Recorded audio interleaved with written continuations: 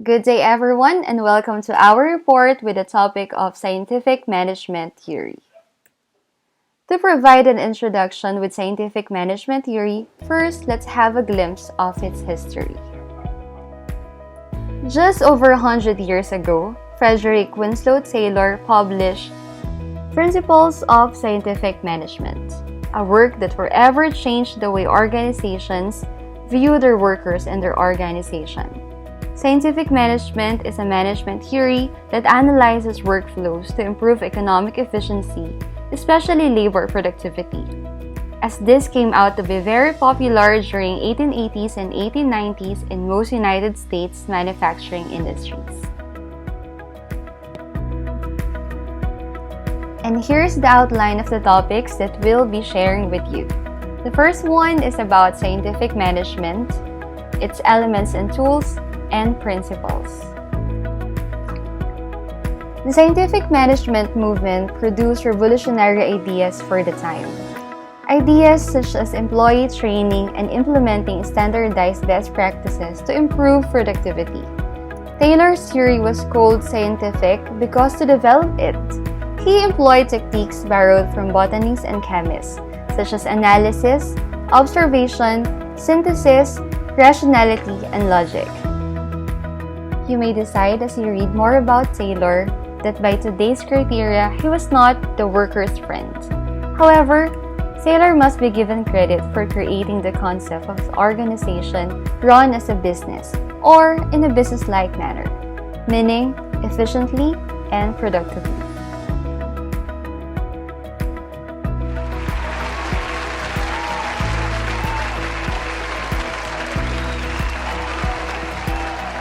There are a number of elements and tools under scientific management. Thus, the next slides have highlighted the 6 basic elements of the said theory.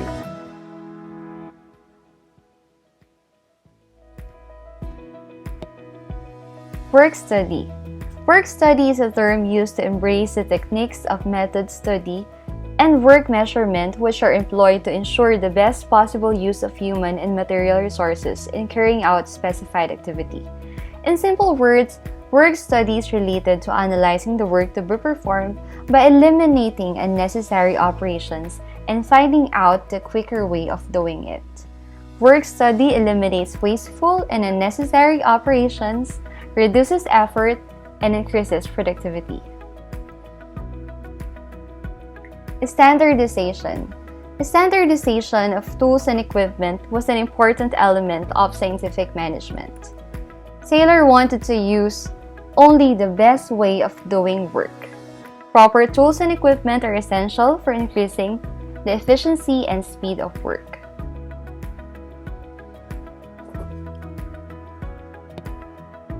Next, we have scientific selection, placement, and training.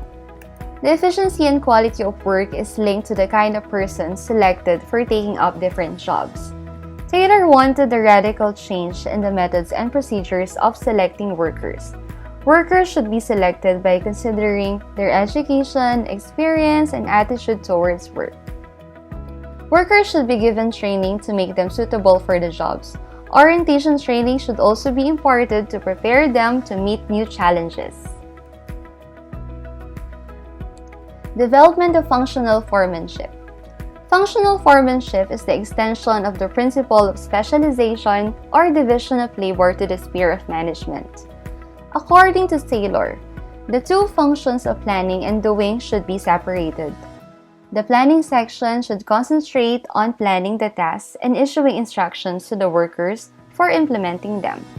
Taylor suggested 8 functional specialists.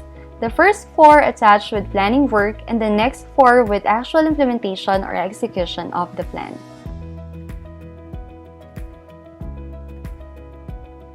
Next, we have introducing costing system. Another important element of scientific management is the introduction of efficient system of cost accounting.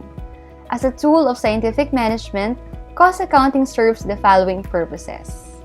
The first one is to help channelize production on right lines, to increase efficiency and reduce wastage, to enable estimation of cost and preparation of budget, and lastly, to present cost for cost reduction and cost control. Then we have mental revolution. Simply stated, mental revolution is concerned with bringing basic change in the mental attitude of workers and the management toward each other. Scientific approach means radical changes in approach to solve problems regarding work and managerial control. Mutual understanding and cooperation between management and workers was an essential aspect pleaded by Taylor. So, mental revolution on the part of workers and management was essential to improve the working of an enterprise. And as mentioned by the father of scientific management, his theory mostly focuses on these three areas: task performance, supervision, and motivation. And here are the following principles. The first one, scientific approach for each element of one's work. Scientifically select, train, teach, and develop each worker. Third, cooperate with workers to ensure that jobs match plans and principles. And lastly, ensure appropriate division of labor. So now, let's have an assessment about the concepts of scientific management theory by answering this practice question. Scientific management puts the focus on efficiency and productivity. Jobs are specialized and new employees can be trained quickly. This approach is still in use today. For example, strategy and stiff competition require this approach at which of the following? Is it A, McDonald's famous for low prices and fast delivery? Clyde's Restaurant, a chain born from sincere belief that great dining begins with fresh ingredients, friendly people, and an unforgettable atmosphere. Or letter C, Barcelona wine bars and high-end wine and tapas restaurant. If you would answer either B or C, I'm sorry, but it's incorrect. Because although efficiency is desirable, it is not the first priority of Clyde's Restaurant and Barcelona wine bars. And definitely, letter A is the correct answer. McDonald's famous for low prices and fast delivery. Jobs at McDonald's are specialized for efficiency. And with the spread of scientific management, Henry Ford, who introduced mass production of cars, adopted Taylor's methods, but took them further with the use of machines to replace some of the tasks performed by workers. Most famous of this was the introduction of a moving conveyor belt in his factory, which provided an extension to Taylor's methods. Instead of workers moving from car to car at their own pace, the belt moved the cars to the workers at a speed set by management. And up to the minute, this is how Henry Ford have improved their manufacturing, still with the assembly line pattern from the theory of Frederick Taylor. And next, we have scientific management and food industry. There are numerous evidence to show that McDonald's business operations consist of principles of scientific management, and they are a system that rewards employees for meeting the objective goals, scientific education enforced in their workers, and following uniform of method of achieving each job. Taylor stated that if workers are given no incentives despite putting in more effort, will in turn result to discourage workers that produces low productivity. McDonald's uses a competitive wage and promotion programs where hard work is recognized and rewarded.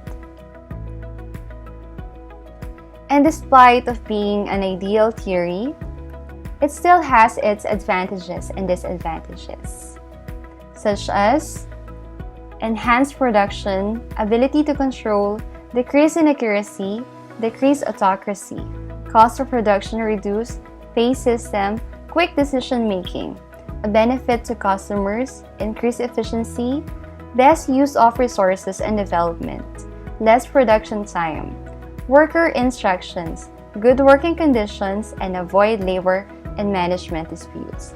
And among of the few disadvantages are requires huge capital, adverse effects, unemployment, and this may not be suitable for teams. So before we end the report, here's a quotation once mentioned by Frederick Winslow Taylor. Work consists mainly of simple, not particularly interesting tasks. The only way to get people to do them is to incentivize them properly and monitor them carefully. And that ends our presentation about scientific management theory. Thank you, everyone.